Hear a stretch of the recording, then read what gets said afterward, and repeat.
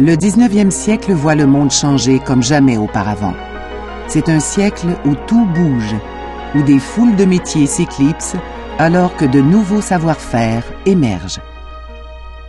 L'éducation joue un rôle important dans cette grande mutation. Au Canada, la création des écoles normales et des high schools permet aux instituteurs et institutrices d'avoir accès à des postes de direction d'école ou d'exercer leur métier à l'école secondaire. La carrière de professeur d'université naît avec l'arrivée d'un premier réseau universitaire. Ces institutions accorderont bientôt une place d'honneur aux sciences et à la technologie. Parlant de technologie, c'est le siècle où les ingénieurs supervisent les grands travaux publics.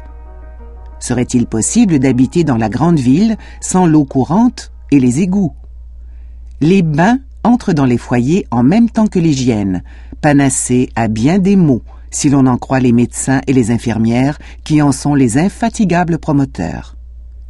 Pas étonnant que la santé publique soit devenue une priorité qui va influencer les modes de vie.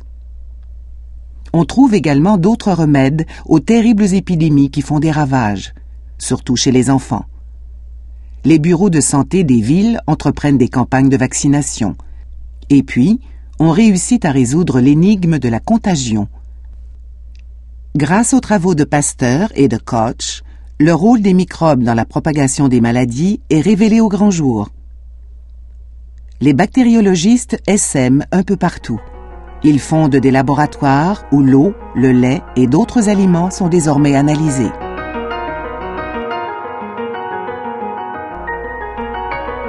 C'est également dans les laboratoires, comme ceux d'Edison et de Bell, que sont mises au point des inventions qui vont encore chambouler les vies. L'électricité va révolutionner le transport en commun dans les grandes villes. Presque du jour au lendemain, le tramway électrique remplace l'omnibus tiré par des chevaux. Le cocher cède alors sa place au conducteur de tramway. Si le téléphone met un peu plus de temps à supplanter le télégraphe, les abonnés se compteront bientôt par centaines de milliers et une nouvelle perspective de carrière s'ouvre alors pour les jeunes filles, celle de téléphoniste.